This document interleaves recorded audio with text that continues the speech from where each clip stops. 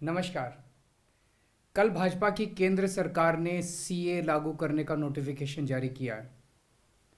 10 साल देश पे राज करने के बाद एन चुनाव के पहले इन लोगों को सीए की बात करनी पड़ रही है। अगर 10 साल में कुछ अच्छा काम कर लेते तो शायद आज सीए की जगह अपने कामों पे वोट मांग रहे होते। आज देश के सामने सबसे बड़ी समस्या महंगाई और बेरोजगारी की है। किसी को भी घर चलाना मुश्किल हो रहा है, इतनी ज़्यादा महंगाई हो गई है, कमर तोड़ महंगाई हो रही है। उधर हमारे युवा दर दर की ठोकरें खा रहे हैं रोजगार के लिए, उनके ऊपर डंडे लाठियां बरसाई जा रही हैं।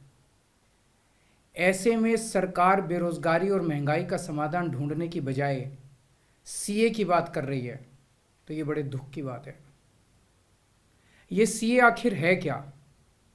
बीजेपी की केंद्र सरकार का कहना है कि 3 देश, बांग्लादेश, पाकिस्तान और अफगानिस्तान, इन 3 देशों के अल्पसंख्यक जो हैं वो अगर भारत की नागरिकता लेना चाहें तो उन्हें भारत की नागरिकता दे दी जाएगी। इसका मतलब बड़ी संख्या में यहाँ से अल्पसंख्यकों को हमारे देश में लाया जाएगा, उनको रोज़गार दिए जाएंगे, उनके लिए घर बनाए जाएंगे, उनको यहाँ बसाया जाएगा। अजीब बात है ना। बीजेपी की केंद्र सरकार से हमारे बच्चों को रोजगार दिए नहीं जा रहे, पाकिस्तान से लोगों को लाके उनके बच्चों को रोजगार देना चाहते हैं। हमारे लोगों के पास तो घर नहीं है, भारत के तो ढेरों लोग बेघर हैं, लेकिन बीजेपी वाले पाकिस्तान से लोगों को लाके उन्हें भारत में बसाना चाहते हैं, उनको घर देना चाहते हैं। हमारे रोजगार उनके बच्चों को देना चाहते हैं, हमारे हक के घर उनमें पाकिस्तानियों को बसाना चाहते हैं। भारत सरकार का जो सरकारी पैसा हमारे परिवार और देश के विकास पे खर्च होना चाहिए, वो पैसा पाकिस्तानियों को भारत में बसाने पे खर्च किया जाएगा। इन 3 देशों में लगभग 2.5 से 3 करोड़ अल्पसंख्यक हैं। ये तीनों बहुत गरीब देश हैं। जैसे ही भारत के दरवाजे खुलेंगे, इन 3 देशों से भारी भीड़ हमारे भारत में आ जाएगी। अगर इन 2.5-3 करोड़ में से 1.5 करोड़ लोग भी भारत आ गए तो कौन देगा इनको रोजगार? कहाँ बसाओगे इनको? बीजेपी वाले अपने घर में बसाएंगे क्या इनको? इनके अपने घर में रखेंगे क्या इनको? बीजेपी वाले देंगे क्या इनको रोजगार? कौन देगा इनको रोजगार? तो प्रश्न उठता है कि बीजेपी ऐसा क्यों कर रही है। कई लोगों से मैंने बात की, कुछ लोगों का कहना है कि ये पूरा का पूरा खेल वोट बैंक बनाने की गंदी राजनीति है। इन तीनों देशों से 1.5-2 करोड़ लोगों को अगर भारत ले आया गया और उनको चुन चुन के इस तरह से देश के अलग अलग भागों में बसाया गया, जिससे जहां जहां बीजेपी के वोट कम हैं वहां झुग्गियां डाल के अगर इन लोगों को वहां बसाया गया तो वहां बीजेपी का एक पक्का वोट बैंक तैयार हो जाएगा, बीजेपी के वोट बढ़ जाएंगे। और आने वाले इस चुनाव में तो नहीं, आने वाले भविष्य के चुनाव में बीजेपी को इससे बहुत बड़ा चुनावी फायदा मिल सकता है, ऐसा कुछ लोगों का कहना है। मुझे नहीं पता ये सच है कि गलत, लेकिन सबसे बड़ा प्रश्न है कि बीजेपी ये क्यों कर रही है।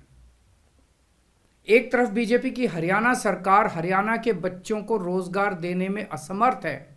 रोजगार के लिए हरियाणा सरकार अपने बच्चों को इजराइल भेज रही है।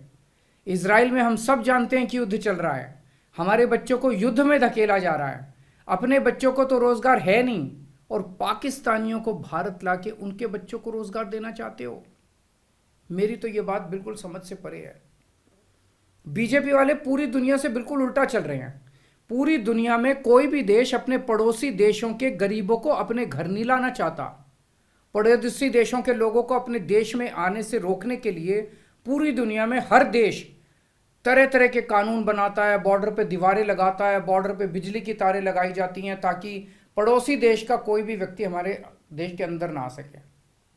बीजेपी शायद अकेली पार्टी है पूरी दुनिया की जो पड़ोसी देश के गरीब लोगों को अपने देश में घुसाने के लिए दरवाजे खोल रही है, बिल्कुल उल्टा कर रही है। एक और बात है सोचने की, पिछले 10 सालों में 11 लाख से ज्यादा भारत के बड़े बड़े अमीर उद्योगपति और व्यापारी भारत छोड़ के चले गए। ये लोग भारत में फैक्ट्री चलाया करते थे, इंडस्ट्री चलाया करते थे, बड़े बड़े व्यापार किया करते थे, लाखों लोगों को नौकरी देते थे, रोजगार देते थे। ये बीजेपी की गलत नीतियों और उनके अत्याचार से तंग आके भारत छोड़ के चले गए। अगर बीजेपी को लाना ही है तो इन लोगों को वापस भारत लेके आओ ना, जो भारत छोड़ के चले गए। ये भारत आएंगे, इनके पास पैसा है, भारत में इन्वेस्ट करेंगे, नई नई फैक्ट्रियाँ खोलेंगे, नए नए व्यापार खोलेंगे, अपने बच्चों को रोज़गार मिलेगा। ये क्या बदतमीज़ी है कि बांग्लादेश के, पाकिस्तान के और अफ़गानिस्तान के लोगों को हमारे देश में ला के बसाएंगे और उनको हमारे बच्चों के हक के रोज़गार उनको देंगे। ये लोग कह रहे हैं कि 2014 के पहले आए हुए घुसपैठियों को इन नागरिकता दी जाएगी। ऐसा नहीं है, ये तो शुरुआत है।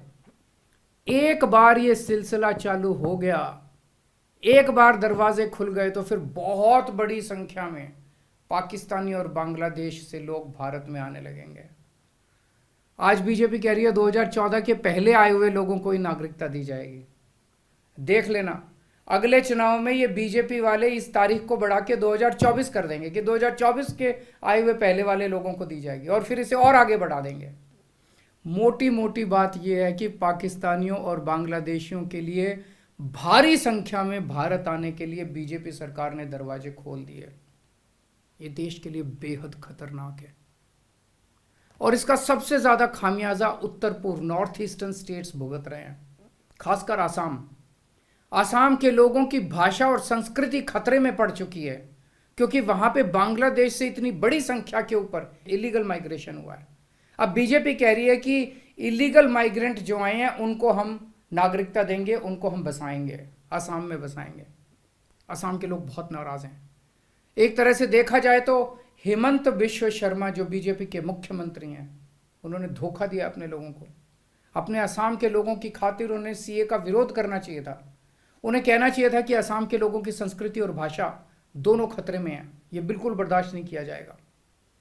तो दोस्तों, पूरे देश की मांग है कि सीए को वापस लिया जाए। हम किसी हालत में अपने बच्चों की नौकरियां, अपने बच्चों के रोजगार दूसरे देश के लोगों को किसी हालत में नहीं देंगे। और अगर बीजेपी नहीं मानती तो इसको वापस नहीं लेती, तो इस चुनाव के अंदर बीजेपी के खिलाफ वोट करके आप अपना गुस्सा जाहिर कीजिए। नमस्कार।